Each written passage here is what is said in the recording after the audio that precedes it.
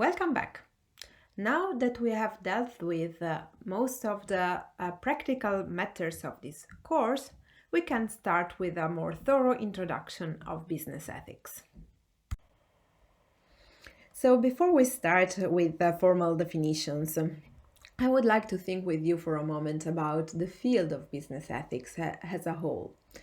So, what's going on this slide? So, if everything goes well, you should be able to see a number of logos from different brands popping up one by one.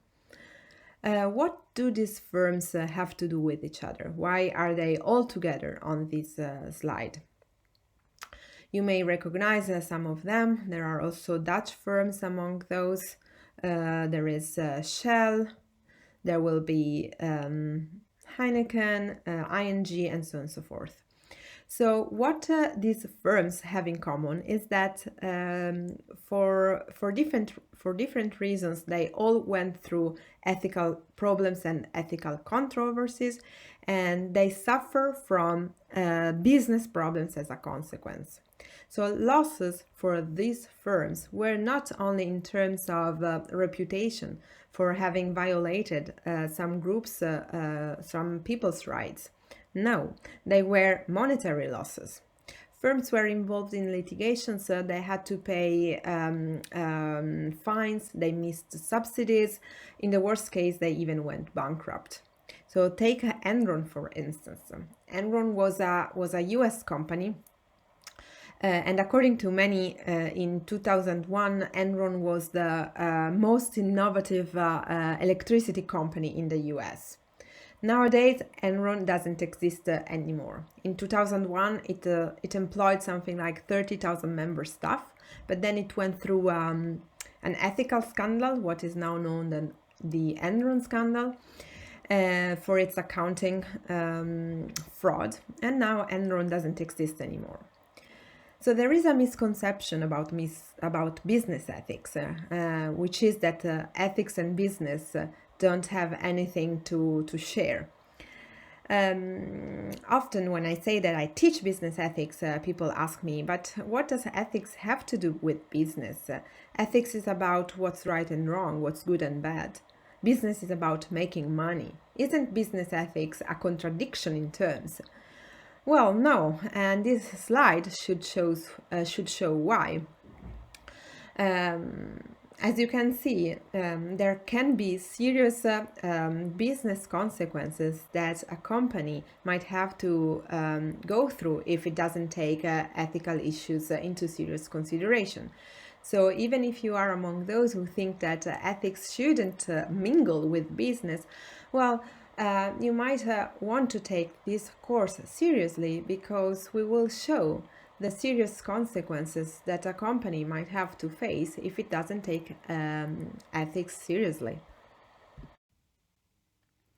So, as promised, let's start with some definitions. What is ethics? Well, ethics is the study of right and wrong, of duty and obligation, of moral norms, individual character, and responsibility. What is business ethics? Well, business ethics studies all these things that I've just mentioned: issues of right and wrong, duty, obligation, responsibility in the context of business and organizations. Overall, moral standards concern behavior that is of serious consequence to human welfare, behavior that can injure or benefit other people. Standard examples of moral standards are, for instance, that we ought not to lie, that we shouldn't steal or kill, and so on and so forth. In business situations, moral issues concern things such as whether products are helpful or harmful, whether working conditions are safe or dangerous, hiring procedure are biased or fair, or whether privacy is respected or invaded. As a member of an organization, you might find yourself in a situation where your supervisors pressure you to compromise ethical standards. It might be very difficult, but do you have a moral obligation to blow the whistle, as they say? Other examples of ethical misconducts that business ethics investigates corruption, illegal practices at the workplace, conflicts of interest, public accountability, insider trading, and so on. You may now be wondering, well, but what's the difference between ethics and the law? After all, laws are there to determine which behaviors are right and wrong. So what does ethics add to the law? The picture on this slide might help us representing the relation between the two domains. As you can see, the two domains partially overlap, and the part where they overlap captures behaviors that both ethics and the law consider to be right behaviors. However, the two domains do not completely overlap, because there are both behaviors that according to ethics are right or wrong, even though there are no laws about them. And also there are laws that are not under the domain of ethics. In the next slide, I will give you example of both. I will give you examples of both cases. It is quite obvious that there are actions that are illegal, even though we may think that they are morally right. Think of gay marriage when it was outlawed. And also there are actions that can be legal, even though they may be considered to be morally wrong. Let me give you an example. Think of a company that tests its products on animals. This is legal, but we may wonder, is this morally right? Or another example, brokers. They are not legally required to act in their customers' best interest, even when they are advising them about their savings. This is perfectly legal. However, we may wonder, is this morally right? And yet another distinction, this time between ethical norms and rules of etiquette. Rules of etiquette are also often called social norms. Etiquettes refer to the norms of conduct in society. Let me give you an example. Take, for instance, tipping behavior. In the Netherlands, as far as I can see, tipping is not a social norm. People are not expected to leave tips in a restaurant after dinner. By contrast, tipping is a social norm in the US, and there are yet other countries where tipping is considered to be offensive, such as Japan. So etiquette rules are non-moral rules. They just serve as guidelines for socially acceptable behavior, but there is nothing intrinsically right or wrong with tipping. Tipping is right. Whether tipping is right or wrong depends on the specific country where you are in.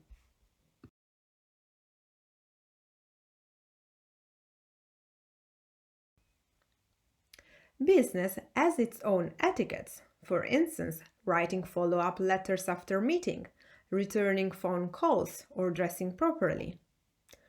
However, the distinction between ethics and etiquettes is not always neat. Sometimes violations of etiquette can have moral implications. Think, for instance, of a male boss who refers to females as honey or doll. This clearly shows bad manners, but it also reinforces discrimination against women. Ethical norms might be in conflict with organizational norms. They may pull towards two opposite sides of a spectrum. Employees of a business organization, especially corporations, are usually expected to further profit goals, and they are often pressured to compromise morals. Let me give you some examples of the way in which being part of an organization could affect the behavior of a member of this organization towards unethical behavior. There are, for instance, conformity effects, where individuals are more prone to act unethically when they are part of an organization or a group that acts unethically. Group thinking is that phenomenon whereby a group exerts pressure on group members to conform to morally questionable policies or strategies. Also, being part of an organization often leads to diffusion of responsibility. The reason is that the distribution of tasks can lead individuals to feel less responsible or accountable for their actions.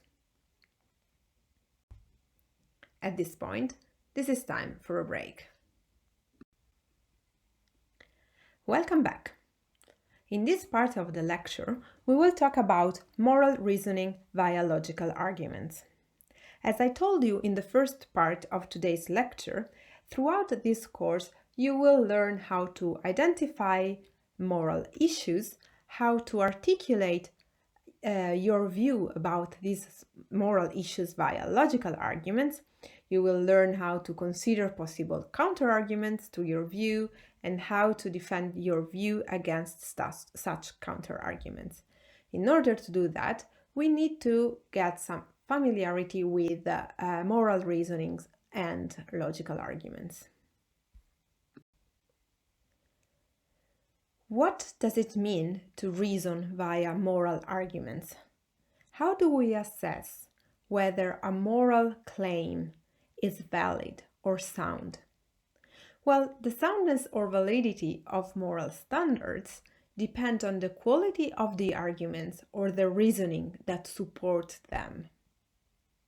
And determining whether an argument is valid or invalid requires familiarity with the rules of logic. This is what we will focus on in this part of today's lecture. What is an argument? An argument is a group of statements in which one statement, the conclusion, follows from the other statements, the premises.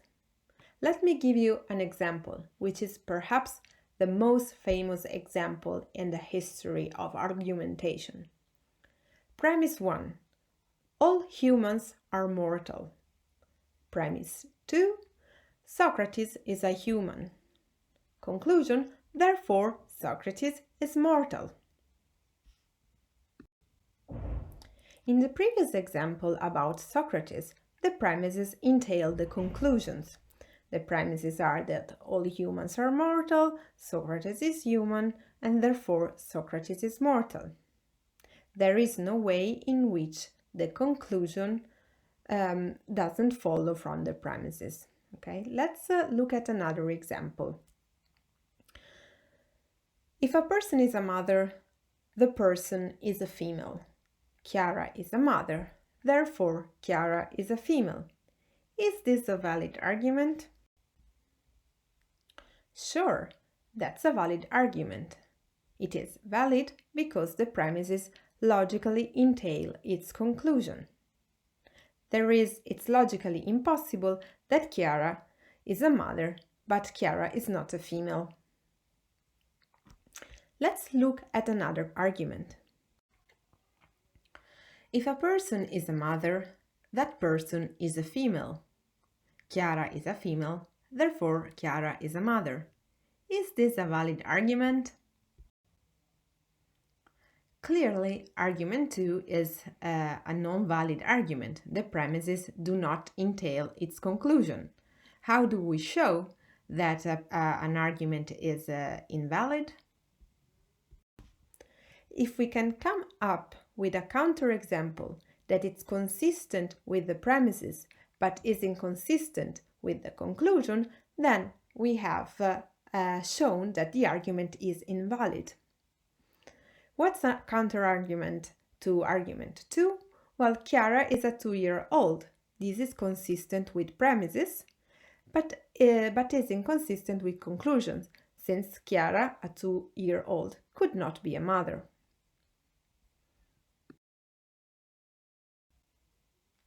More formally, why is argument 1 valid whereas argument 2 is invalid? Well, we can translate the two arguments in their logical forms.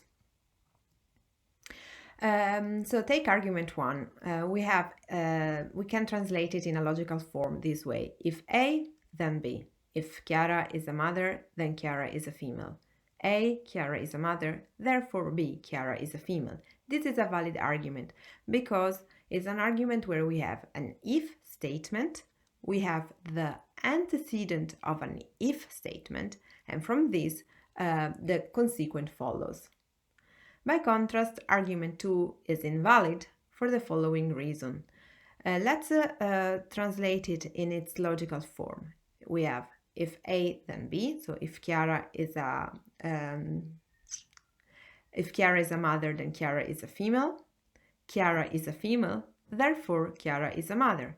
This is an invalid argument because we have an if statement, we have the consequent of the if statement, but from the consequent of the if statement we cannot derive the antecedent of the if statement. Therefore, argument 2 is invalid.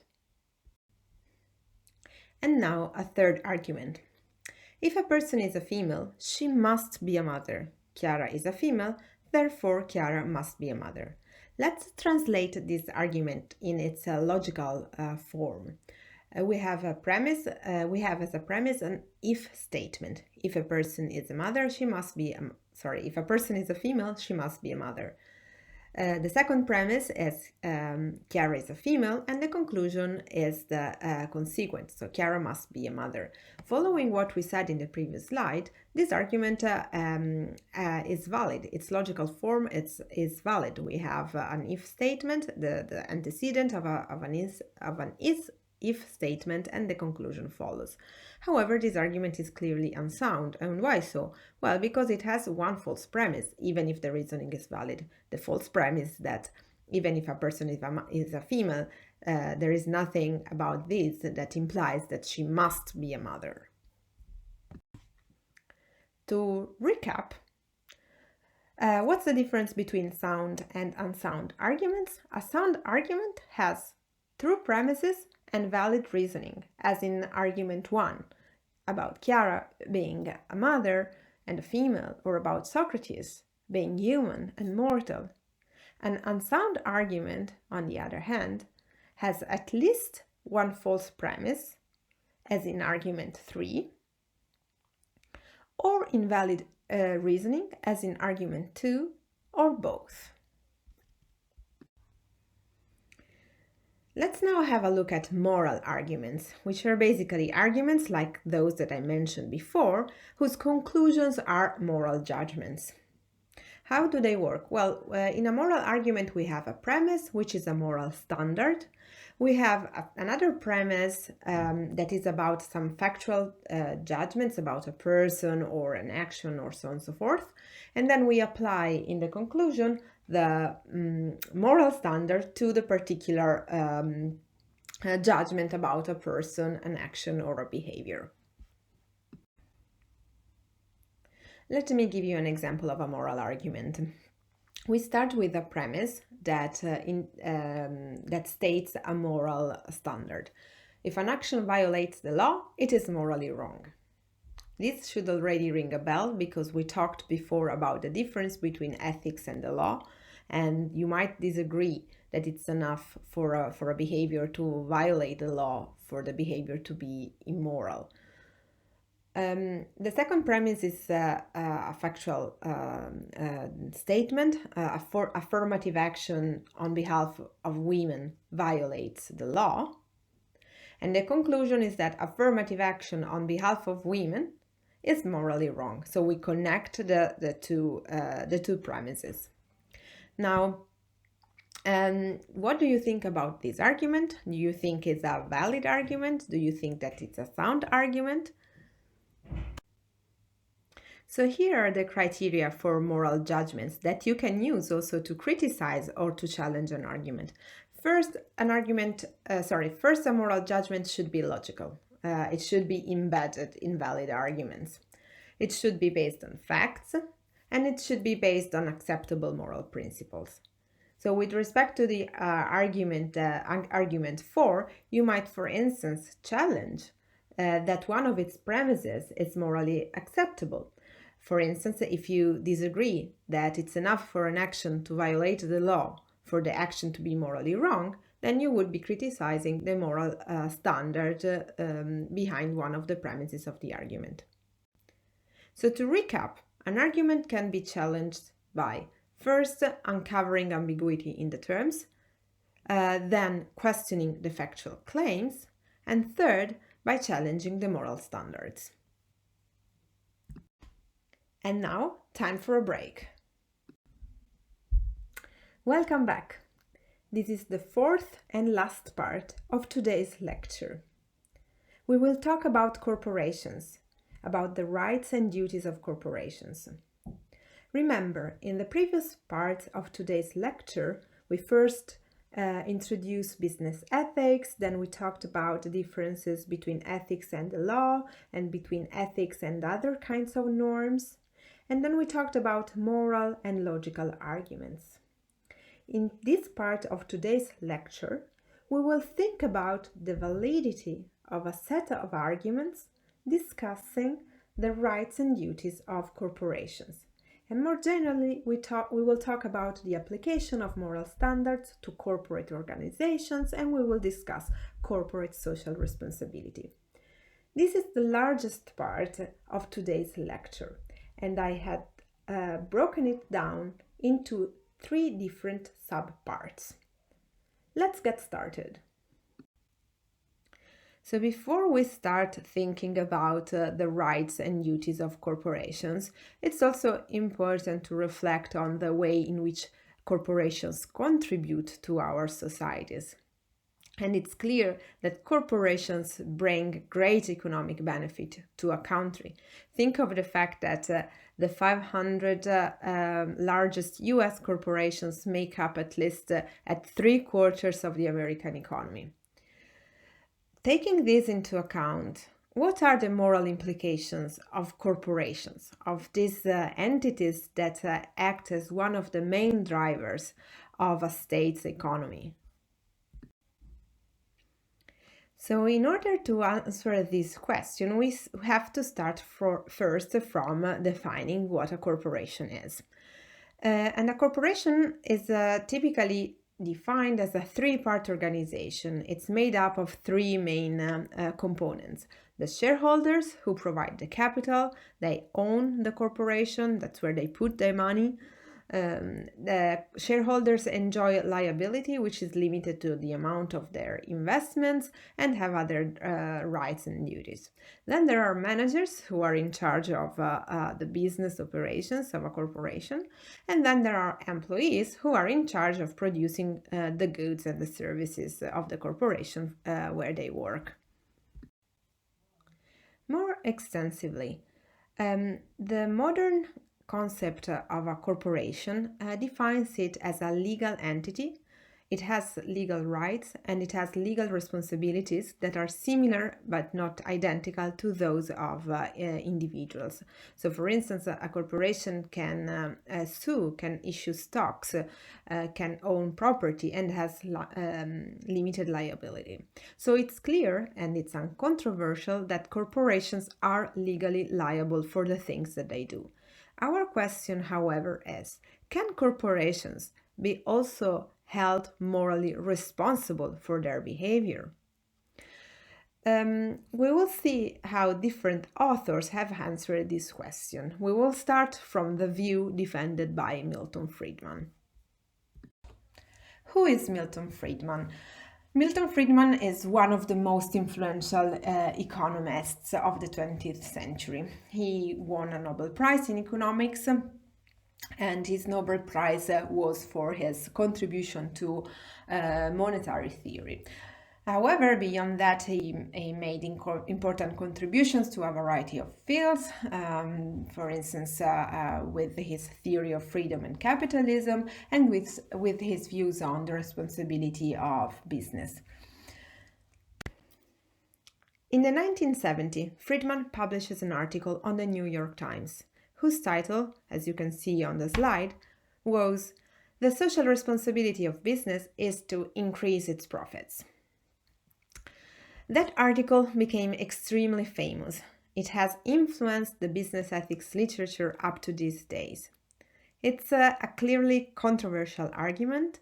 It's a controversial article. It has generated a very strong responses.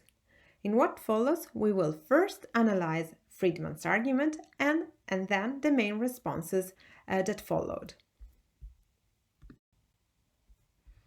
So the main claim that Friedman made is that the social responsibility of business is to increase its profits. So according to Friedman, corporations don't have other responsibilities but making money. So forget all that cheap talk about corporate social responsibility and corporations having ethical rights or duties and so on and so forth. According to Friedman, corporations don't have moral responsibilities beyond making money. I'm clearly presenting him here as the bad guy, the tough businessman. But as we will see, his claim is based on solid arguments, even though it's possible to criticize them, as we will see. But the claim that Friedman defends is supported by three observations and sub-arguments. So the first one is that moral responsibility is only attributable to individuals. So it doesn't make sense to talk about moral responsibility of business. According to him, only managers have social responsibilities. So it's kind of ironic, but even the title of the article shouldn't be the social responsibility of business is to do blah blah blah. It should be the social responsibility of managers is, and so on and so forth. Anyway, I think that this is how we should read the title of Friedman's article. According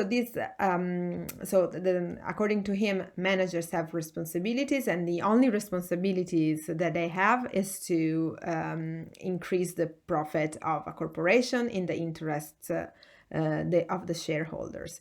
And third, he claims that that social issues and social problems shouldn't be dealt with by corporations because they have to be dealt by governments and the state.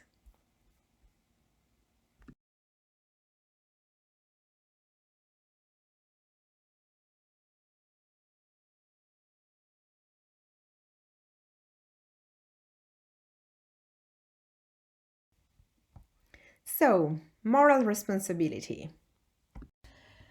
This is an extract from Friedman's New York Times article, where he says, the discussion of the social responsibilities of business are notable for their analytical looseness and lack of rigor. What does it mean to say that business has responsibilities? Only people can have responsibilities, and so on and so forth. So, according to Friedman, corporations by themselves do not have responsibility. And why so? Well, because only human beings have responsibility for their actions. And corporations are set up by human beings, and so it is those human beings that have moral responsibility. Let me give you an analogy. So you wouldn't say clearly that a building has responsibilities, either moral or social responsibilities. You would say that the individuals who live in that building have moral and social responsibilities. By analogy, Friedman claims that also corporations per se don't have responsibilities, but rather the members of the corporations. Do you agree with this? Do you think that this is a good point? Can you think of possible counter-arguments to this view? Well, what we are going to do in the next slide is to see what arguments have been given against Friedman's view. So against Friedman, several authors have argued that corporations do have moral responsibilities. Why so? Well, according to them, it's wrong to think of the behavior of corporations as reducible to the sum of the behavior of its individual members, the managers, in other words. To see this, try to think of a corporation as a set which is in some way greater than the sum of all its individual parts, of all its individual members. It's like an orchestra. The music that an orchestra plays altogether is goes somehow beyond the contribution of the individual musicians. And to give a more pragmatic, direct example, a corporation has an internal decision structure. What does it mean? Well, it means that a manager makes decisions according to this decision structure that prescribes how decisions should be made. Because of this, it would be wrong just to blame a manager for the way in which he or she makes decisions. He makes decisions on behalf of the corporation. So such procedure, the internal decision structure, can be assessed from a moral perspective because it represents the set of beliefs and values that describe the moral principles and the moral commitments of a corporation. In other words, they represent its morality and make a corporation morally responsible for its behavior. Hello, here we are again. In this part of today's lecture, we will look at the second part of Friedman's argument about the social responsibility of business. Here is a short recap. So remember that Friedman's claim is that the social responsibility of business is to increase its profits.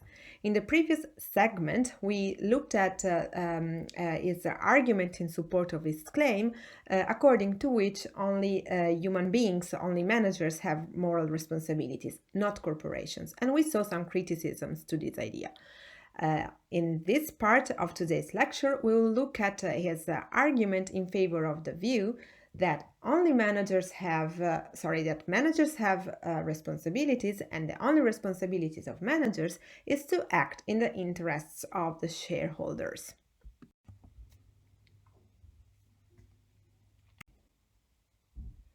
So why does Friedman think that managers should only be worried about the profit maximization of the corporations where they work? Here again is an extract from the New York Times article, where Friedman explains his view. So let's have a look at it. He says, a manager has direct responsibility to his employers.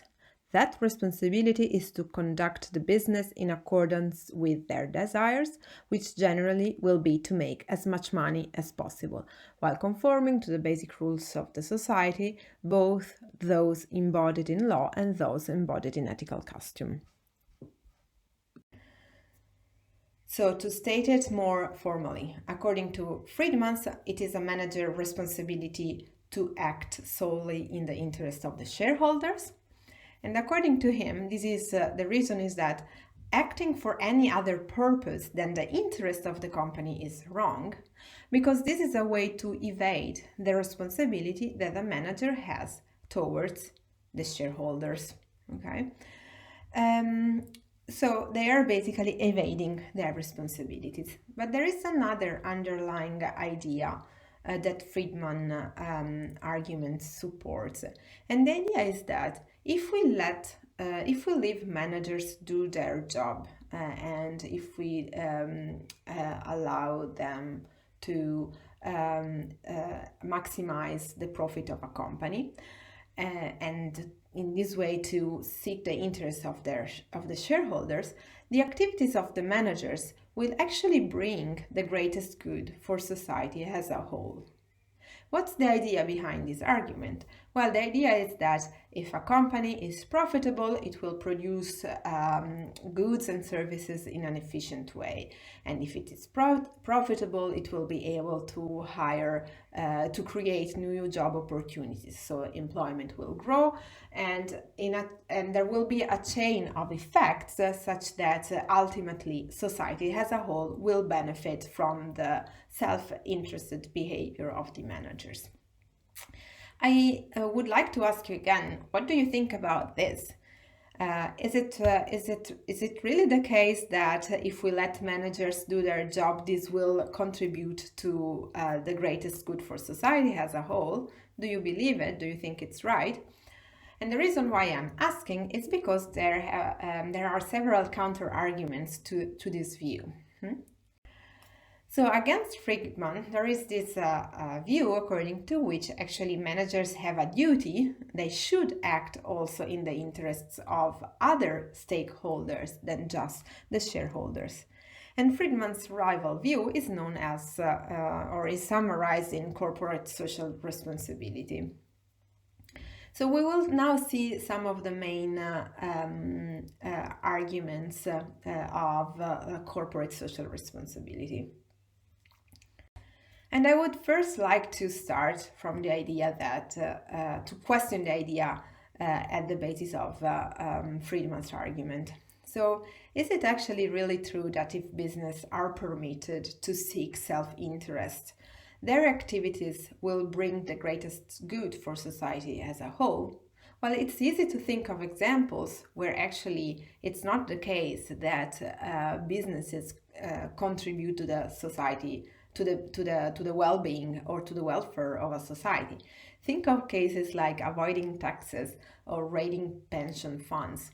These activities for sure enhance the bottom line, namely they increase the profit of a corporation, but for sure they do not contribute to the welfare of a society. Okay, so this is one way to answer one part of Friedman's argument. But I want to go beyond. In the previous slide, we saw examples showing that business does not only have positive effects on society. One of the assumptions behind Friedman's idea that we should let managers do their job because this way they will best contribute to society. So one of the assumptions is that business actually positively contribute to society. But since, as we see, this is not necessarily the case, because there are also negative effects of business, we should reconsider Friedman's argument. What are other reasons why it's not the case that managers should only look at the interest of the shareholders? What are the arguments in favor of the view that we should endorse a broader view on business and its responsibility? Well, so there will be three answers, so three lines of reasoning. So the first one is that actually all corporate activities have social impacts. Okay, let's look at this first.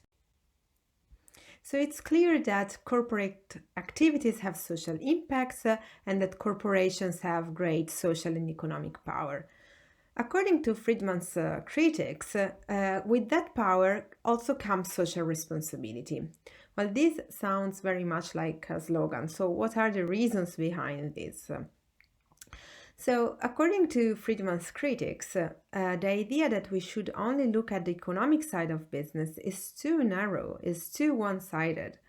We can not only look at what's the profit of a corporation without looking at the way in which such profit has been achieved.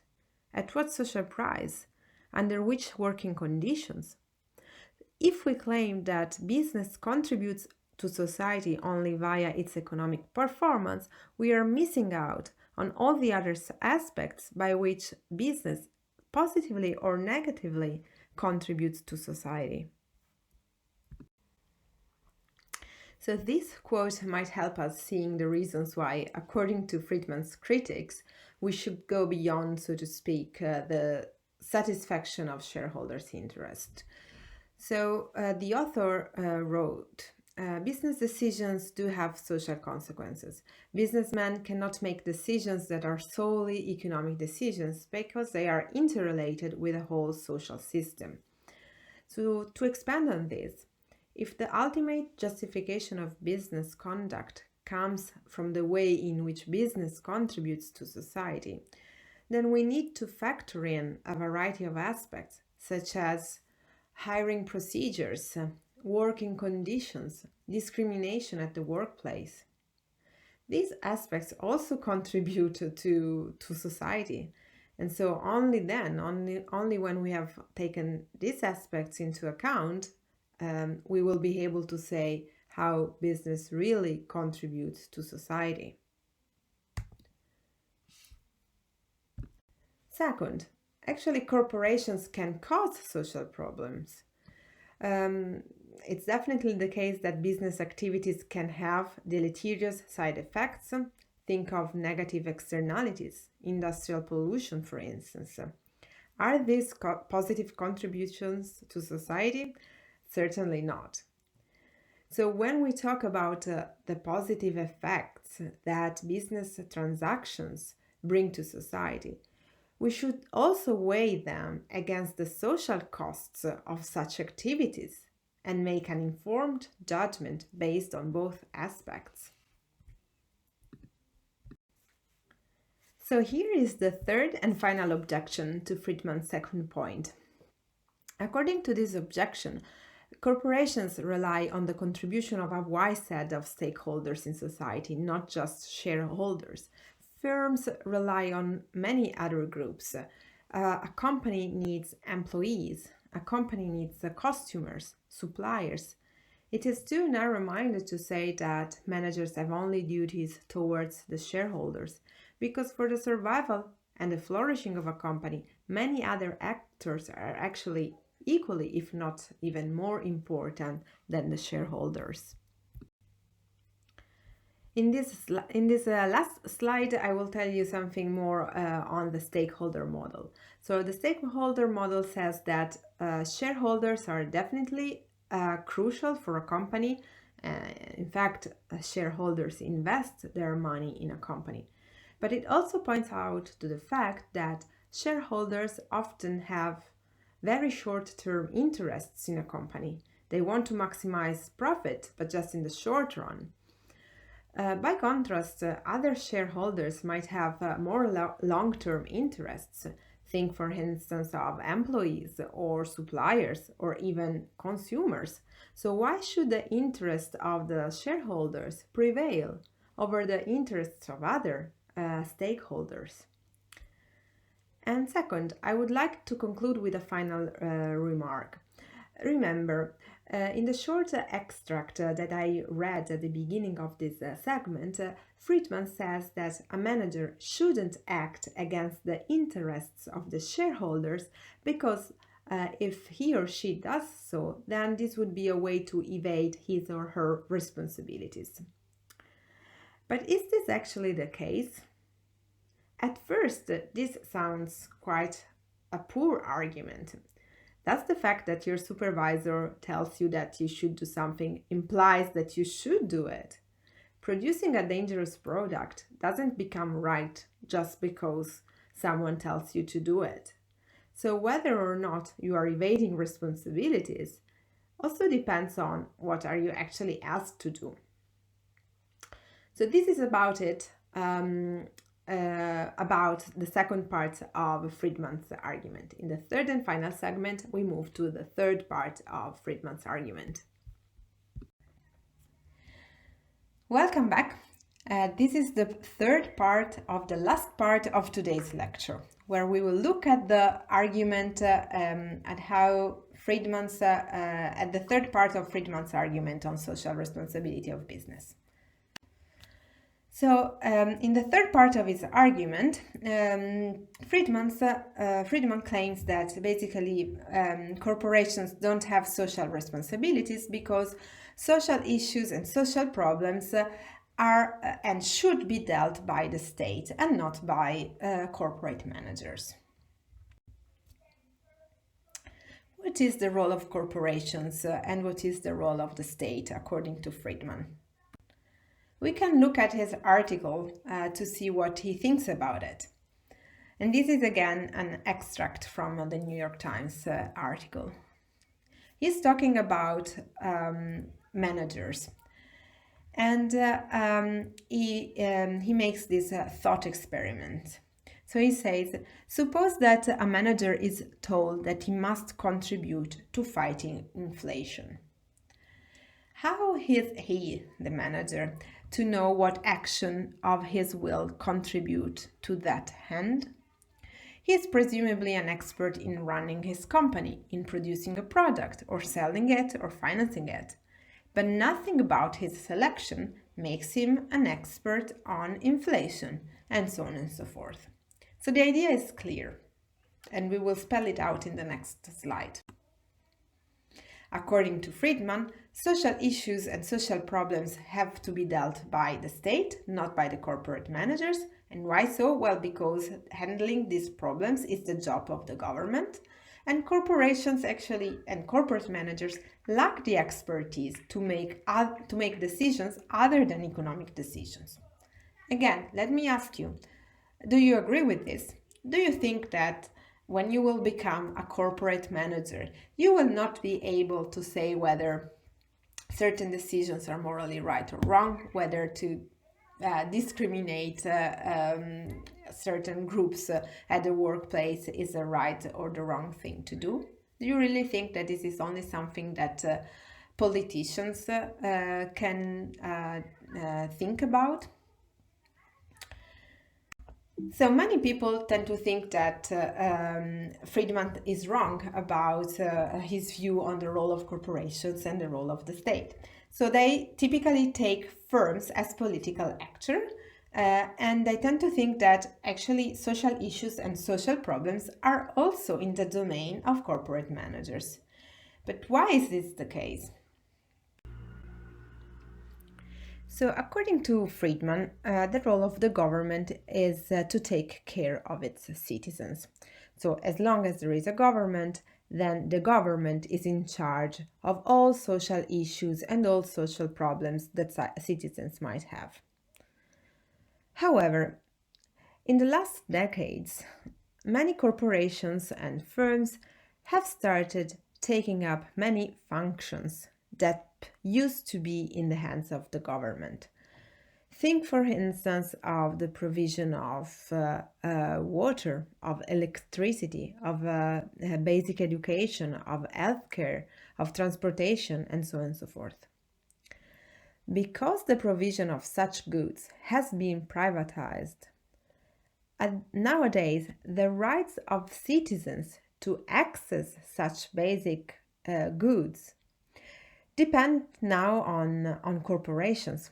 So corporations are actually providing individuals with access to goods that cover basic needs. And since corporations took over roles that were previously in the hands of the government, in a sense, they have now become a political actor. And two, we have also seen in recent years a rise in power of corporations. Now, Friedman's argument assumes that there is a government that can legislate over the behavior of corporations.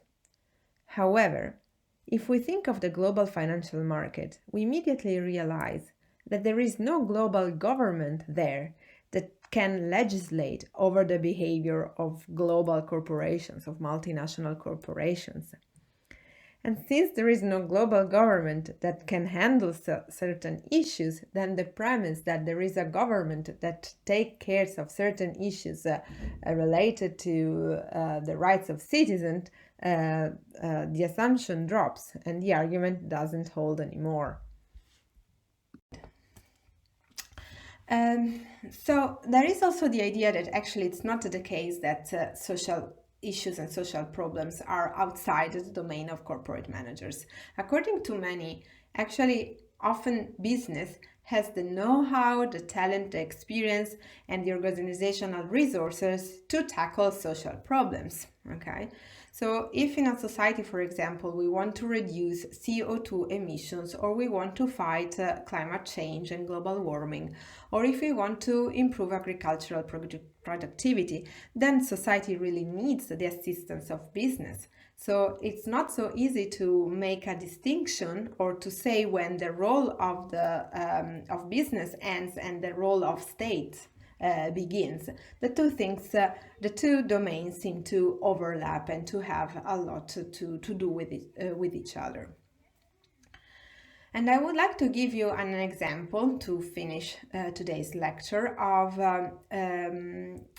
that illustrates how firms are actually taking up functions that were previously handled by the government.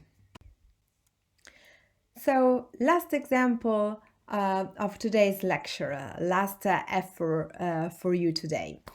So have a look at the picture on this slide. What does it show?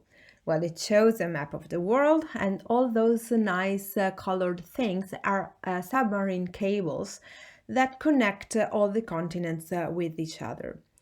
Such cables transmit the majority of data and voice traffic that travels via the internet. So basically, every time you connect to the net, every time you use the internet, basically your data goes via such cables. So up to a few years ago, the neutrality of the connection was guaranteed by the fact that the cables were owned by Western private companies that were subject to our legislation. These days, however, American companies such as Google, Amazon, Facebook, Microsoft, and so on and so forth have started investing in internet cables, and this way they have started also taking control over the information that travels via these cables. So our data are owned by such companies, and as long as the data travel in extraterritorial areas, they are not subject anymore to our legislation. So how can we make sure that companies use our data in the right way? What's the role of companies in handling such individual rights, such as privacy rights? So think again about Friedman's argument, according to which rights, citizens' rights have to be handled by the government. Is it the case that is it the case that this apply, for instance, to the situation that this example highlights? What if there is no what if there is no government that can legislate over what companies should do in extraterritorial areas? So I will leave you with this question to think of until next week's lecture. So this is all for today. Thanks for your attention, and see you again next week.